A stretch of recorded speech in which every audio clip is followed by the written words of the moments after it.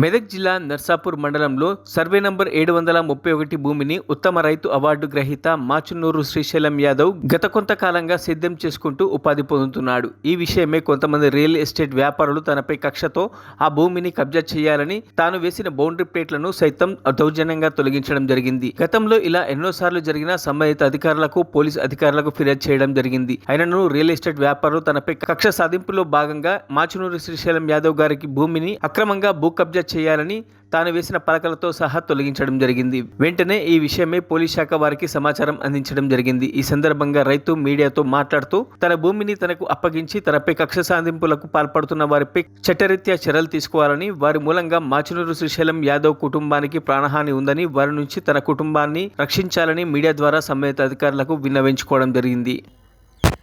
నేను ఆదర్శ రైతును, ఉత్తమ రైతును. నేను ఒక వెంచర్లో అక్రమంగా నా భూమిని లాక్కోవాలని దౌర్జన్యం చేస్తున్నారు. నేను ఒక రైతుగా ఉన్న ఒక 2002లో 2004లో నాకు ఉత్తమ రైతుగా అవార్డు ఇచ్చారు. సురేష్ కుమార్ అవార్డు ఇచ్చారు. దాన్ని దౌర్జన్యంగా ఆ భూమిని లాక్కోవాలని ప్రయత్నం చేస్తారు. దాని గురించి ఉన్నతాధికారులకు, కలెక్టర్కు అండ్ ఎస్పీకి, ఆల్రెడీ మన పోలీస్ శాఖకు, రెవెన్యూ శాఖకు, ఆర్డీఓ శాఖ, మొత్తం ప్రతి అధికారులకు విన్నవించుకున్నాం. ప్రతి అధికారులకు న్యాయం చేసింది. నాకు పోలీస్ శాఖ చాలా సహకరించింది. ఎన్నిసార్లు వచ్చి పోలీస్ శాఖ వచ్చి కూడా అక్కడికి వచ్చి ఇక్కడ పోవద్దు అని చెప్పి ఎన్నిసార్లు కూడా నిలబెట్టి నా వరాలు నాకు ఏపించింది. అయినా దౌర్జన్యంగా రాత్రిపూట పొద్దున్న దాకా ఏ టైంలో మనుషులు లేని టైంలో చూసి దౌర్జన్యంగా కూలగొట్టడం చేయడం చేస్తుంది. మన లాస్ట్కు పోలీస్ శాఖ వారు ఎఫ్ఐఆర్ అయింది. 2 సార్లు ఎఫ్ఐఆర్ అయిపోయినాక కూడా దాన్ని ఆల్రెడీ ఎఫ్ఐఆర్ కాపీ నా దగ్గర ఉంది. ఆల్రెడీ చూపిస్తాను.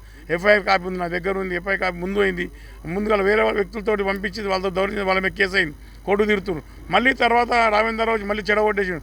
రావేంద్రరావు, కేశవరావు, నవీనరావు చెడగొడితే మళ్ళీ స్పాట్ మీద వాళ్ళ ఫోటోలు తీసుకొచ్చి మళ్ళీ పోలీస్ స్టేషన్ మళ్ళీ కేసు చేసారు. కేసు చేసిన తర్వాత మళ్ళీ వరాలు అయిపోయినారు. మళ్ళీ వరాలు చెడగొట్టేస్తారు. మళ్ళీ ఏం చేసిన మళ్ళీ పోలీస్ శాఖ పోయి చెప్తే ఏందని పోయి అయితే ఖర్చు అయితే ఇంత గోడ పెట్టుకోరు బాబు అని చెప్పి మన ఎస్ఐ గారు ఉండి గోడ పెట్టి వేసుకోమని చెప్పిండు. సార్ మంచిగా సాయం చేసిండు, నాకు హెల్ప్ చేసిండు. ఈరోజు ఆ గోడను ఇప్పుడు అనుకోకుండా దౌర్జన్యంగా గోడను కూలగొట్టేయడం జరిగింది. లేని సార్ టైంలో చూసి, సాయంత్రం టైంలో చూసి కూడా ఈ పని రాత్రి పూట తెల్లని దాకా చేస్తారు. ఎప్పుడు పోయినా అక్కడొక్కడ టైంలో ఉంటి వస్తే చంపేస్తామనే ప్రయత్నం ఉన్నారు సార్.